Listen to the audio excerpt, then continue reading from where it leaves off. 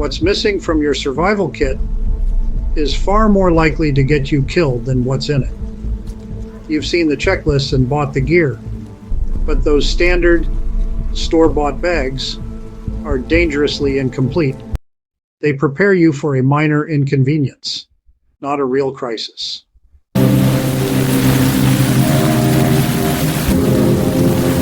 Aspirin bottles for days. Not exactly what I had in mind. Guess it'll have to do. Always check your kit. Today, we're pulling back the curtain on the overlooked, underrated, and often unknown items that are the real difference between life and death. Section 1, the trauma tool your first aid kit is missing. Here's the deal. You don't really have a first aid kit. You have a boo-boo kit. It's packed with cartoon character bandages, little antiseptic wipes, and maybe some aspirin. It's perfect for a scraped knee at a picnic.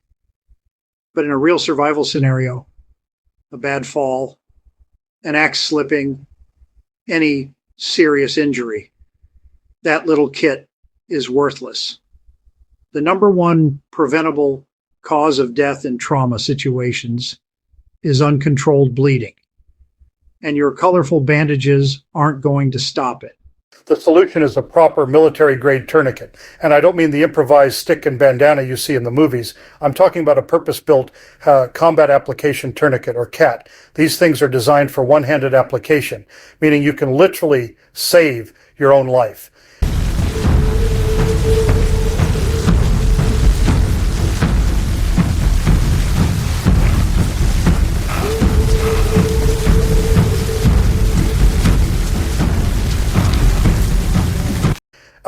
Even if you're injured and completely alone. For some reason, standard first aid kits almost never include them, which is a fatal mistake. And using one is brutally simple. You get it high and tight on the bleeding arm or leg and crank the windlass until the bleeding stops. Learning how takes just a few minutes, but it will be the most valuable training you ever get. Hold it right there. Pressure's good. Keep it up. Tourniquet going on. Need it high and tight. Copy. Twist lock. All right. Bleeding slowing. Good. Wrap them. Bandage secure. Wolf 3, this is Vale. We have one down, tourniquet applied, need evac. Having a real tourniquet means you've finally graduated from preparing for minor problems to preparing for a major emergency. It is the single most important item missing from 99% of civilian kits, and it's the one thing that will stop you from bleeding out before help can arrive. Okay, here's a scene for you. You've got a ferro rod. You even have waterproof matches. You're confident you can make a fire anywhere. But then reality hits. It's been raining for 3 days straight.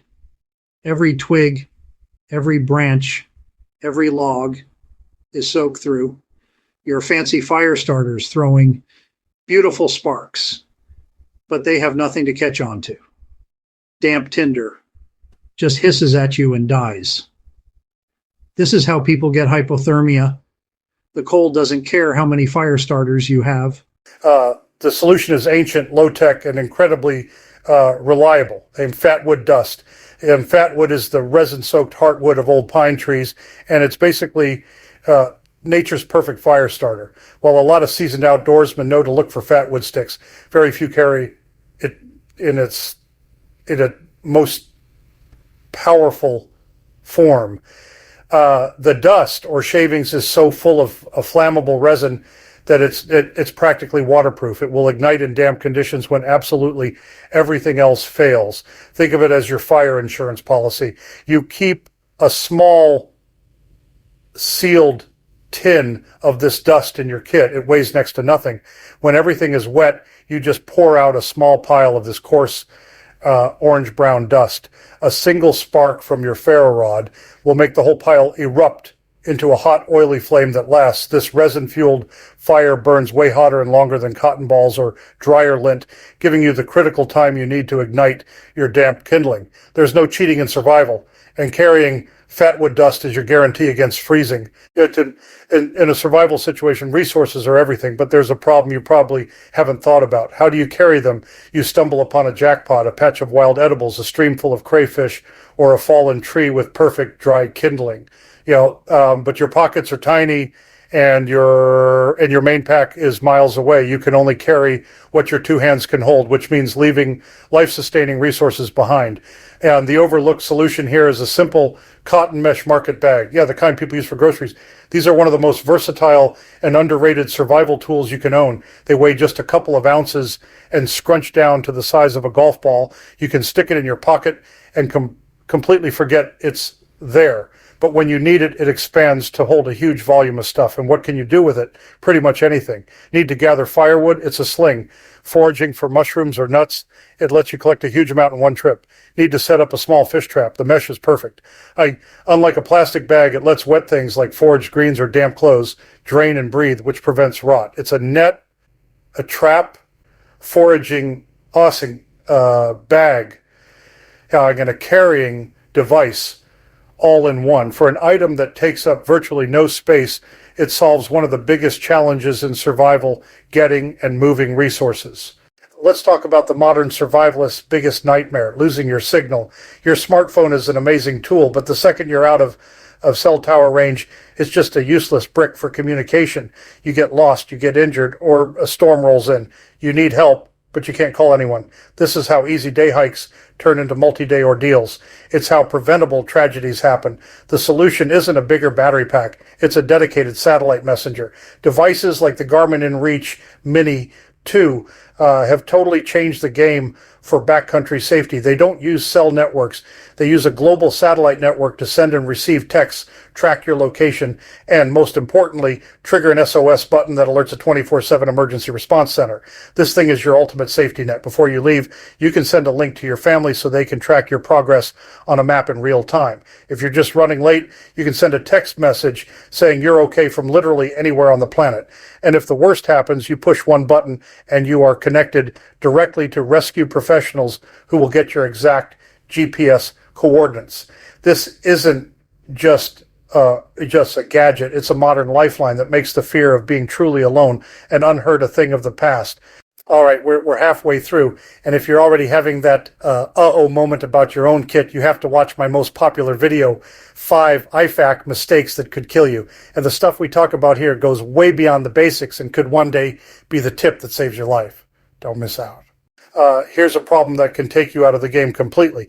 A hand injury. Your hands are your number one multi-tool. You use them for literally everything, building a shelter, making a fire, defending yourself, giving first aid. And yet most people pack nothing to protect them.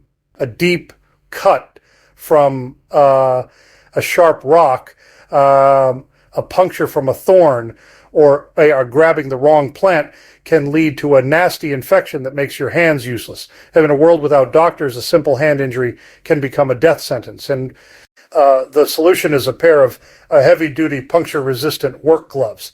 And I don't mean those flimsy gardening gloves. I mean industrial or tactical gloves made from materials that can take a beating. Leather-palmed or nitrile-coated work gloves give you a great mix of protection and dexterity. They're like a second, tougher skin, shielding you from all the sharp, jagged, and toxic things you'll run into. Think about it. When you're chopping firewood, they stop splinters and cuts. You know, when you're building a shelter with rough branches, they save your skin. If you have to field dress an animal, they're a barrier against bacteria. They let you handle a hot pot from the fire, push thorny bushes out of your way, and work with broken materials without thinking twice. In an emergency, your ability to work is your ability to live. Protecting your hands is one of the smartest things you can do. Let's be honest, that classic Mylar space blanket is mostly useless. Sure, in theory, it reflects body heat, but it's also a paper-thin sheet of plastic that tears if you look at it wrong, makes a ridiculous amount of noise, and offers almost zero real protection from wind or rain. Trying to wrap yourself in a flat, flapping blanket in a real storm is a miserable, pointless exercise. It's a one-time use item at best and gives a totally false sense of security. The solution is its smarter, tougher big brother, the emergency bivy sack. A bivy is basically a sleeping bag made out of that same heat-reflective material, but it's waterproof, windproof, and shaped like a bag, not a sheet.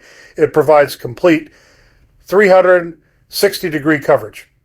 It's a self-contained, minimalist shelter in a bag, and it works so much better. You don't just wrap it around you, you get inside it.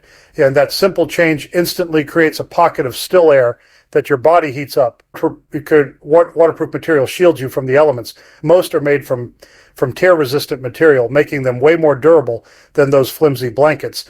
And a good emergency bivy is only a little bigger and heavier than a space blanket, but it offers 10 times the protection. It turns what could be a desperate situation into a survivable, if uncomfortable, night.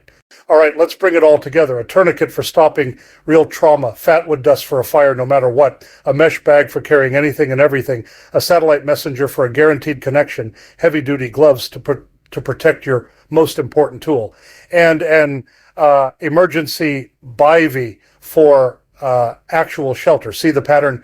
Your gear shouldn't be a random collection of items from a checklist.